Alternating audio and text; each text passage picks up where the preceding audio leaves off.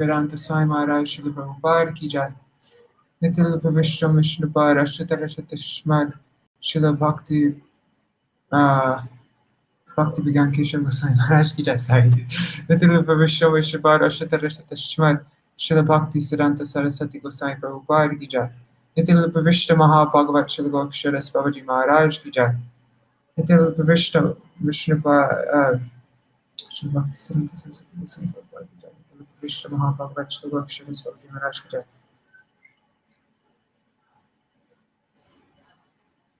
Actually, I can't read right now. Sorry about that. I was planning on reading now, but I think... No, let me just continue. Nitil Vishnu Srila Satchidananda Bhaktivinoda Thakur ki jai. Nitil Vishnu Vaishnava Sarvabhauma Srila Jagannath Das Babaji Maharaj ki jai.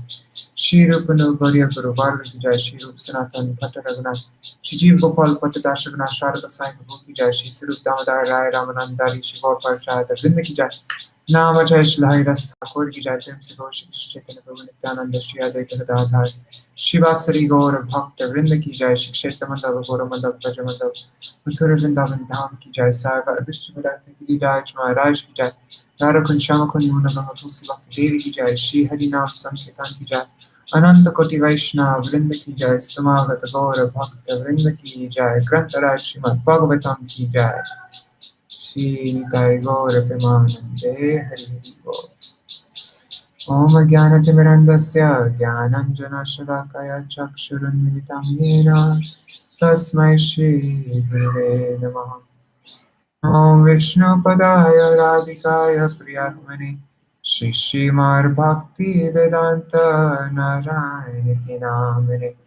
Namo Vishnu Padaya Krishna Prasthaya Bhutale Śrīmate Bhakti Vedanta Swamine Namane. Vanchakalpatarubhyascha kripa sindhubhya eva cha patitanam pavanebhyo vaishnavebhyo namo namaha. Namo Mahavadanyaya Krishna Prema Pradayate Krishnaya Krishna Chaitanya Namne Gauratishe Namaha. Guruve Gaurachandraya Radhikaya Tadalaya Krishnaya Krishna Bhaktaya Tarbhaktaya Namo Namaha.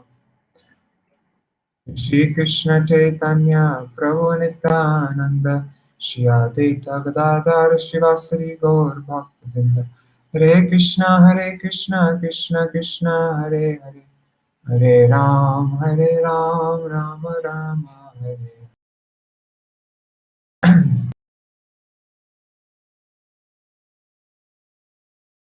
So, oh my god, it says my internet's not working. Can you see me right now? Very strange. Let me check out what's going on with my internet connection.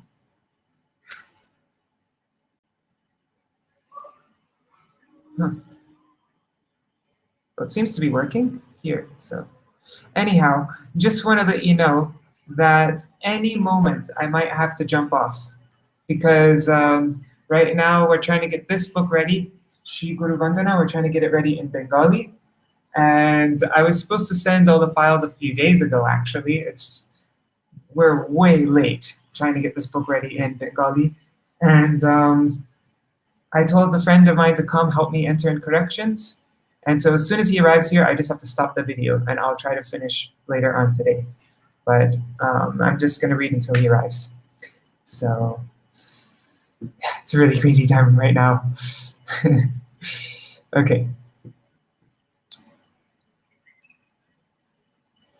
Where is it? No. There it is. Okay. So, actually, one second. Okay, so yesterday we read about attached workers, those who perform dharma to attain artha and kama, wealth and fulfill their desires. Sorry, let me just read. Attached workers who perform dharma to attain artha and kam, averse to bhakti. They worship the prithis and devas, demigods. They go to the moon planet and return back to Earth. Then we read about detached workers who execute their duties, their own swadharma, with detachment. And they travel through the path of the sun and attain the Lord. And then Hiranyagarbha worshippers. Hiranyagarbha worshippers, they remain in Satyaloka till the end of Brahma's life, and they are liberated along with him at the end of Brahma's life. But liberation is not possible without bhakti. So better perform bhakti than worship Hiranyagarbha. And it also is explained that not even Brahma sometimes gets liberated, right? I remember reading that yesterday. So now we're reading 16 to 21. Okay. Sorry guys if I'm a bit frantic right now. I'm just like, yeah, I'm a bit panicky for getting this book ready. Okay. Ye tviha sakāma-karma karmasu shraddhayanvita kurvantya pratishidhani nityānyapi chakritsnasha. Persons who are too addicted to this material world execute the prescribed duties very nicely and with great faith. They daily perform all such prescribed duties with attachment to the fruitive result. Purport. And this and the following 6 verses, purport by Srila Prabhupada. And this and the following 6 verses, the Śrīmad-Bhāgavatam criticizes persons who are too materially attached. It is enjoined in the Vedic scriptures that those who are attached to the enjoyment of material facilities have to sacrifice and undergo certain ritualistic performances. They have to observe certain rules and regulations in their daily lives to be elevated to the heavenly planets.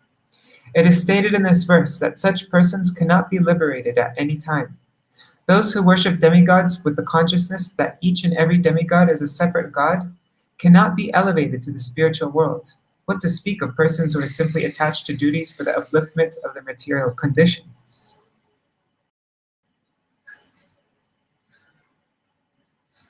Rajasa kundamanasa kamatmano jitendriya pitri yajantunudina griheshva bhiratashraya. Such persons, impelled by the motive passion, are full of anxieties and always aspire for sense gratification due to uncontrolled senses. They worship the forefathers and are busy day and night improving the economic condition of their family, social, or national life. Traivargikaste purusha vimukha haramedhasa katayam katanni yoru vikramasya madhutvisha.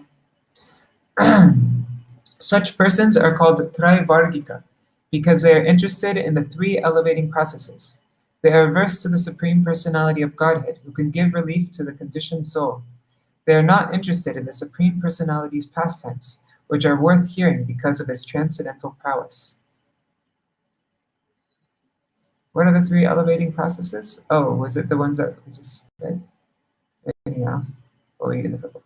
Purport. According to Vedic thought, there are 4 elevating principles, namely religiosity, economic development, sense gratification, and liberation. Okay, so the 3 things is Dharma, Artha, and Kama.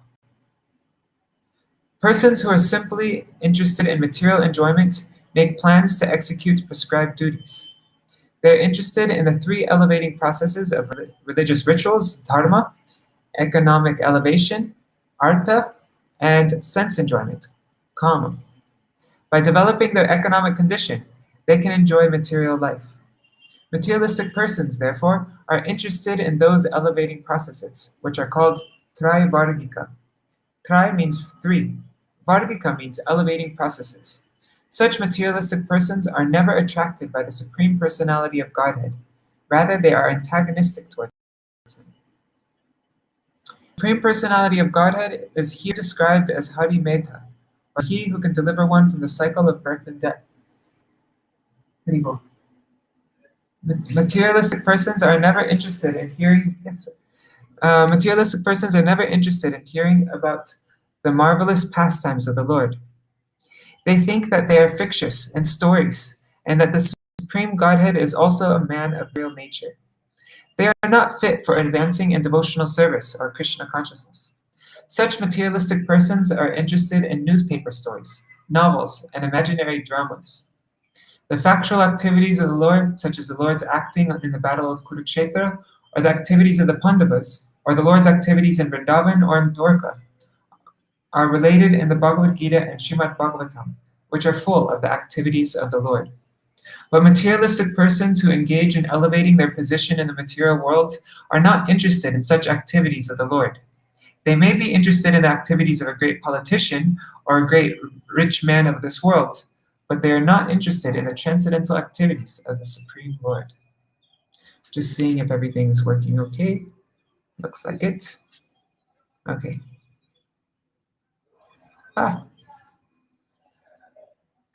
Sorry. Okay.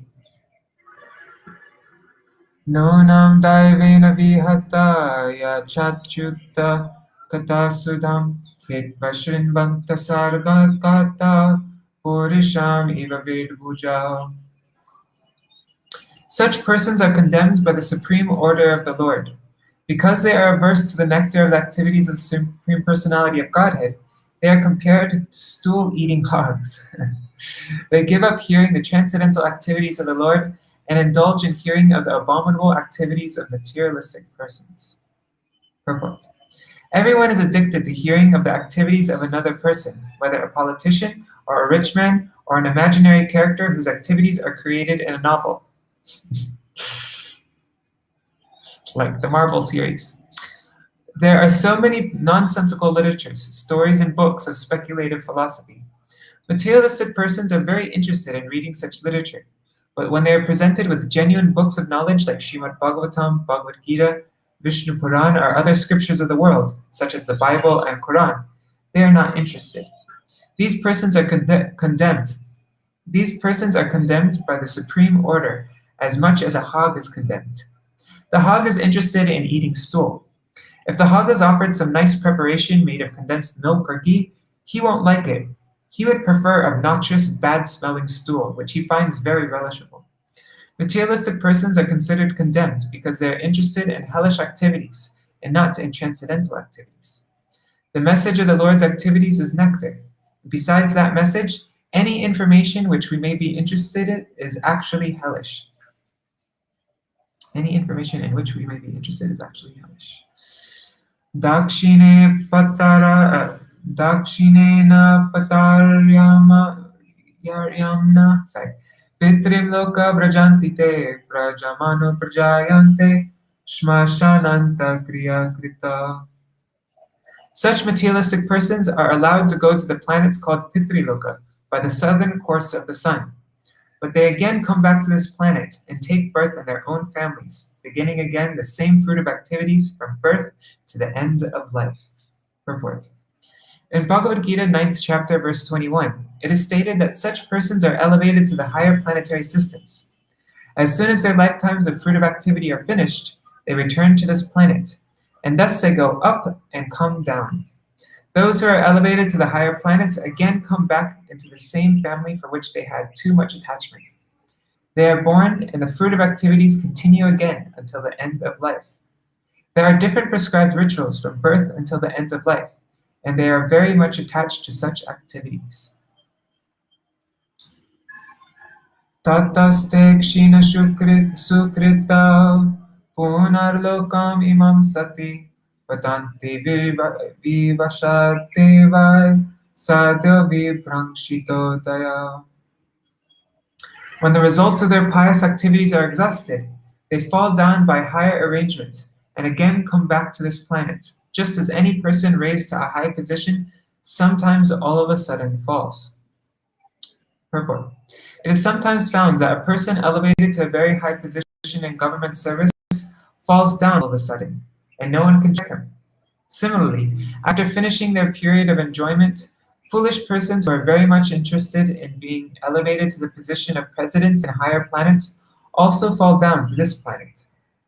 The distinction between the elevated position of a devotee and that of an ordinary person attracted to fruit of activities is that when a devotee is elevated to the spiritual kingdom, he never falls down, whereas in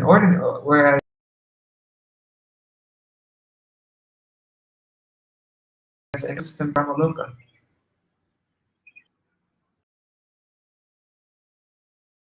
Gita, a Brahma Bhuvanal Loka, that even if one is elevated to a higher planet, he has to come down again.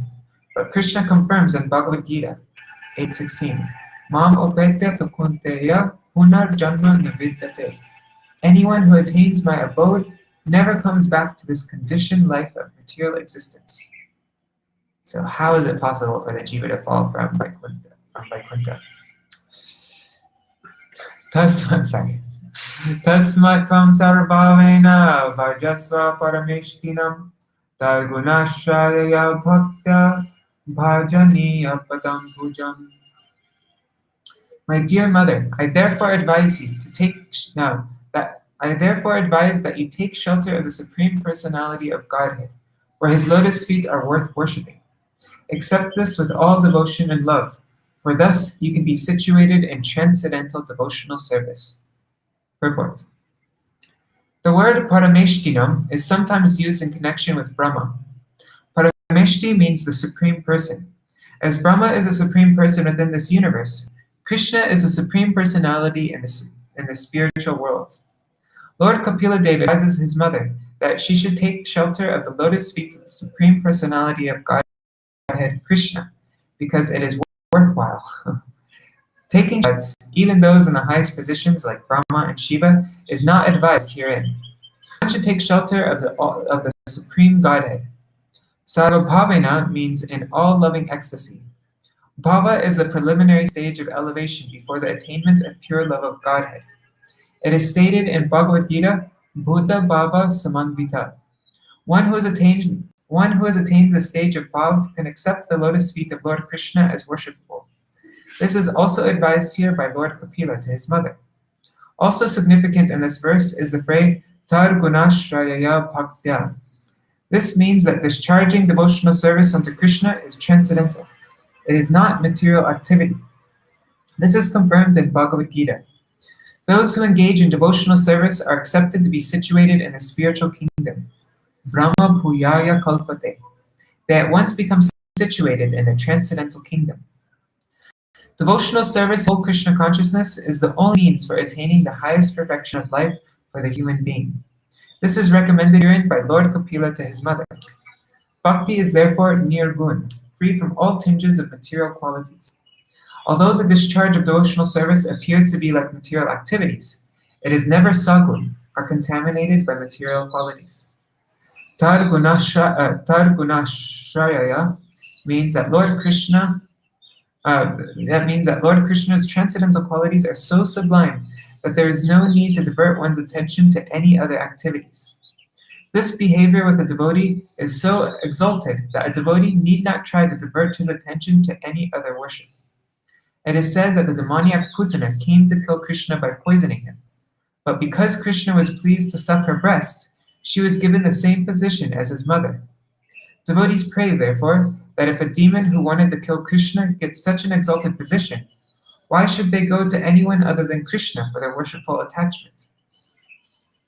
There are two kinds of religious activities, one for material advancement and the other for spiritual advancement. By taking shelter under the lotus feet of Krishna, one is endowed with both kinds of prosperity, material and spiritual. Why then should one go to any demigod? Oh wow, this is a very famous verse. This is one that everybody should memorize. Do you know this one? Vasudeve Bhagavati Bhakti Yoga Prayojita Janayatya Shuvairagyam Jnanam Yar Brahma Darshanam. Janayatya Shuvairagyam Jnanam Yar Brahma Darshanam. Engagement in Krishna consciousness and application of devotional service unto Krishna make it possible to advance in knowledge and detachment, as well as in self-realization. Engagement in Krishna consciousness and application of devotional service unto Krishna make it possible to advance in knowledge and detachment, as well as in self-realization. Purport. It is said by less intelligent men that bhakti yoga, or devotional service, is meant for persons who are not advanced in transcendental knowledge and renunciation. But the fact is that if one engages in the devotional service of the Lord in full Krishna consciousness, He does not have to attempt separately to practice detachment or to wait for an awakening of transcendental knowledge. It is said that one who engages unflinchingly in the devotional service of the Lord actually has all the good qualities of the demigods. He has all good qualities of the demigods developed in him automatically. One cannot discover how such good qualities develop in the body of a devotee, but it actually happens. There is one instance where a hunter was taking pleasure in killing animals, but after becoming a devotee, he was not prepared to kill even an ant. Such is the quality of a devotee. Those who are very eager to advance in transcendental knowledge can engage themselves in pure devotional service without wasting time in mental speculation. For arriving at the positive conclusions of knowledge in the absolute truth, the word Brahma Darshanam is significant in this verse. Brahma Darshanam means to realize or to understand the transcendence. One who engages in the service of Vasudeva can actually realize what Brahman is. If Brahman is impersonal, then there is no question of darshanam, which means seeing face to face. Darshanam refers to seeing the Supreme Personality of Godhead Vasudeva. Unless the seer and the seen are persons, there is no darshanam. What is there to see? There's no seer, there's no seen. Brahma Darshanam means that as soon as one sees the Supreme Personality of Godhead, he can at once realize what impersonal Brahman is. A devotee does not need to make separate investigations to understand the nature of Brahman. Bhagavad Gita also confirms this. Brahma bhuyaya kalpate. A devotee at once becomes a self-realized soul in the absolute truth.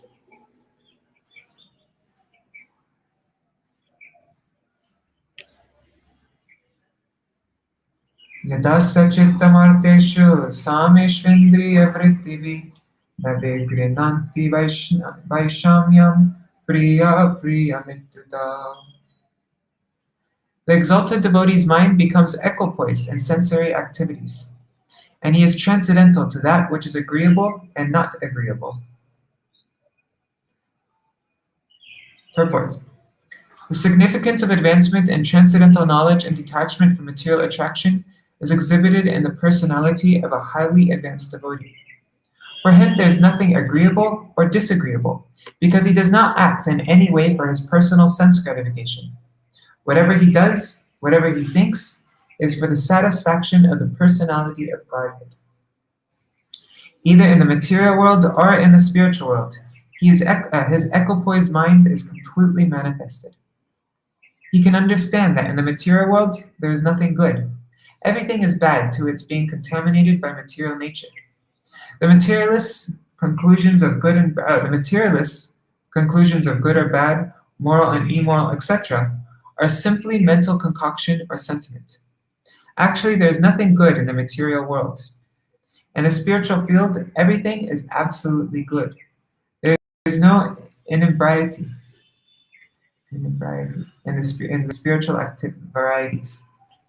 That meant madness, right? Yeah. Because the devotee accepts everything in spiritual vision, he is equipoised. That is a symptom of his being elevated to the transcendental position. He automatically attains detachment, vairagya, then jnana, knowledge, and then transcendental knowledge, then actual transcendental knowledge, vijnana. The conclusion is that an advanced devotee dovetails himself in the transcendental qualities of the Lord, and in that sense, he becomes qualitatively one with the Supreme Personality of Godhead.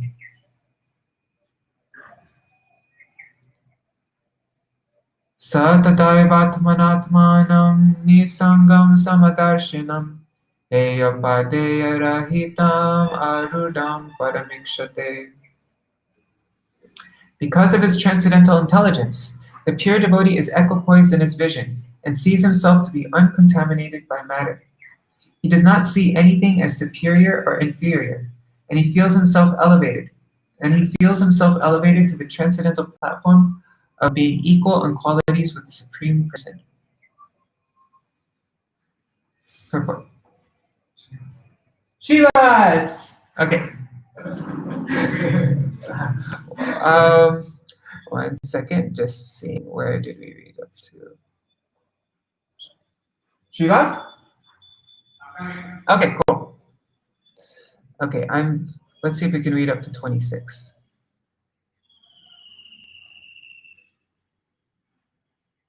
Yeah, I'm going to try to read up to 26. Where's are we on? We're on 25, okay. Okay. Because of his transcendental intelligence, pure devotee is equipoised in his vision. He seems himself to be uncontaminated by matter. He does not see anything as superior or inferior. He feels himself elevated to the transcendental platform of being equal in qualities with the Supreme Person. Okay, sorry, I just needed to refresh my mind. Purport. Perception of the disagreeable arises from attachment. A devotee has no personal attachment to anything. Therefore, for him, there is no question of agreeable or disagreeable. For the service of the Lord, he can accept anything, even though it may be disagreeable to his personal interests. In fact, he is completely free from personal interests, and thus anything agreeable to the Lord is agreeable to him. For example, for Arjuna, at first fighting was not agreeable, but when he understood that the fighting was agreeable to the Lord, he accepted the fighting as agreeable. That is the position of a pure devotee. For his personal interest, there is nothing which is agreeable or disagreeable. Everything is done for the Lord, and therefore he is free from attachment and detachment. That is the transcendental stage of neutrality. A pure devotee enjoys life in the pleasure of the Supreme Lord.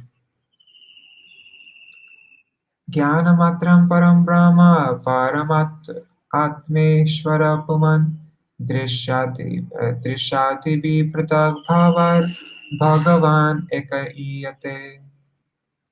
The Supreme Personality of Godhead alone is complete. The Supreme Personality of Godhead alone is complete transcendental knowledge.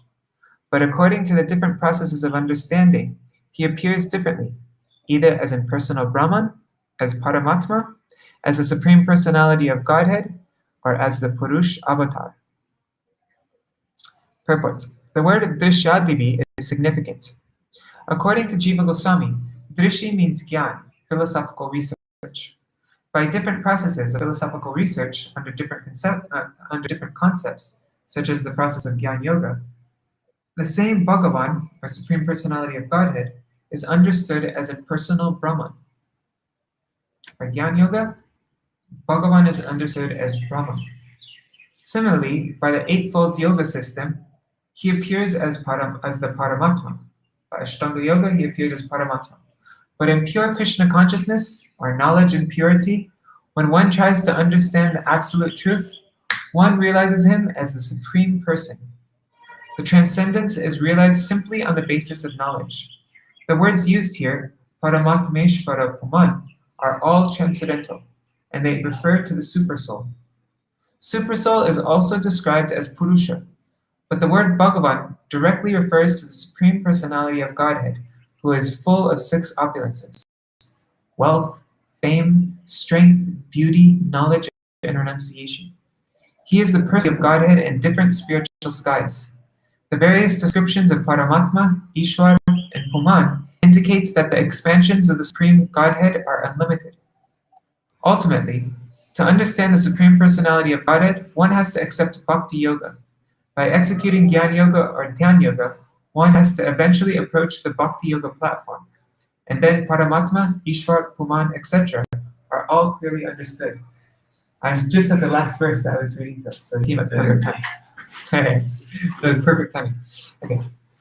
It is recommended in the 2nd canto of Śrīmad-Bhāgavatam that whether one is a devotee or fruitive actor or liberationist, if he is intelligent enough, he should engage himself with all seriousness in the process of devotional service.